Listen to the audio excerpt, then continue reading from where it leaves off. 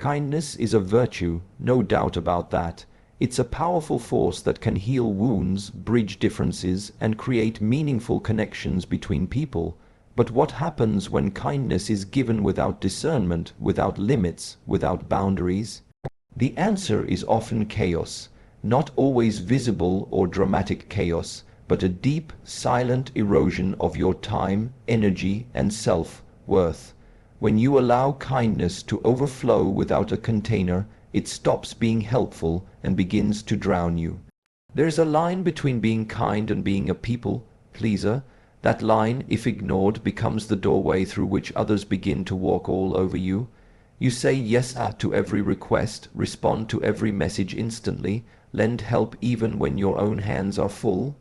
At first it feels good, you're useful, needed, valued, but slowly, without noticing, you start to feel tired. You begin to question whether others would ever do the same for you. You find yourself running on empty, giving from a cup that was never refilled. That's not kindness, that's self-betrayal. Kindness, to be sustainable, must have edges, boundaries. It needs a voice that sometimes says, no, not right now. Without these, you become a magnet for those who take but never give. You attract situations where your generosity is expected, not appreciated. The very people you try to please may begin to feel entitled to your kindness, and when you finally try to step back, they call you selfish. Isn't that ironic? The very people who benefited from your endless giving now guilt you for daring to reclaim your space. The chaos begins with small things: delayed sleep to comfort a friend at midnight, skipping meals to help someone with their project, biting your tongue when someone disrespects you, just to keep the peace. Over time, this chaos manifests emotionally and mentally: frustration, resentment, anxiety. You start to lose your sense of self. You become reactive rather than intentional. You no longer give out of joy, but out of guilt and habit. True kindness respects both others and yourself. It's not about shutting people out.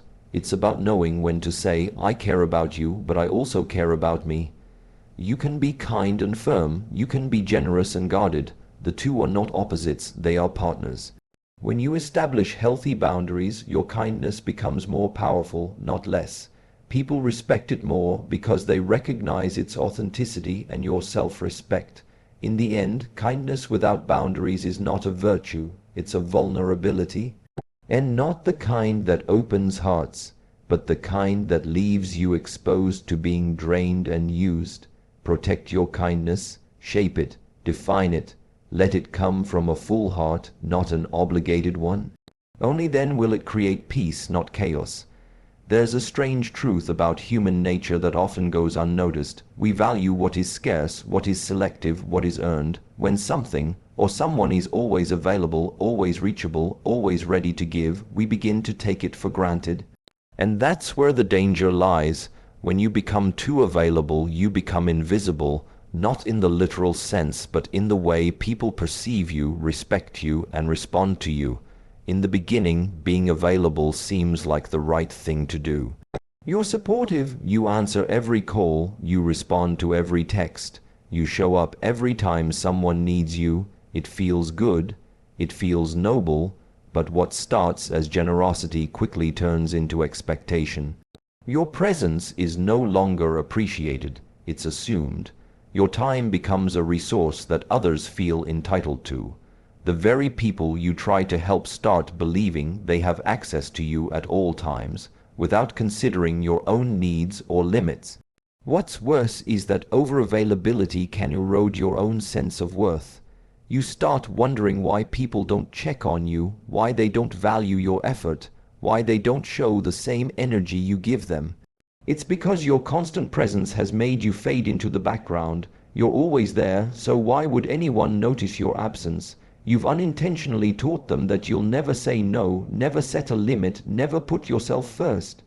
Availability is not love, it is not loyalty. True value lies in balance. When you set boundaries, you teach others how to treat you. When you make your time precious, people begin to respect it.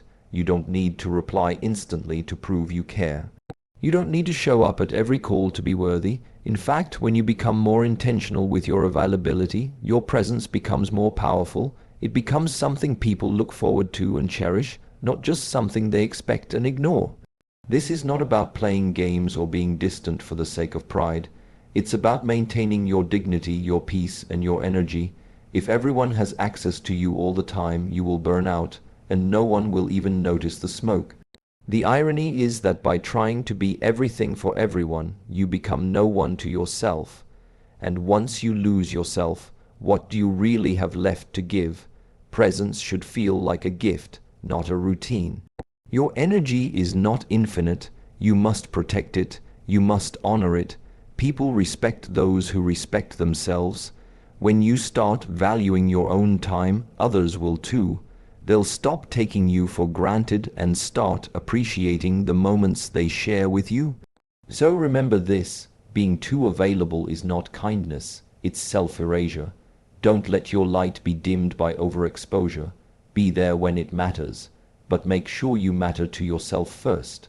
Emotional mastery isn't about never feeling angry, sad, or overwhelmed. It's not about bottling up emotions or pretending to be unaffected.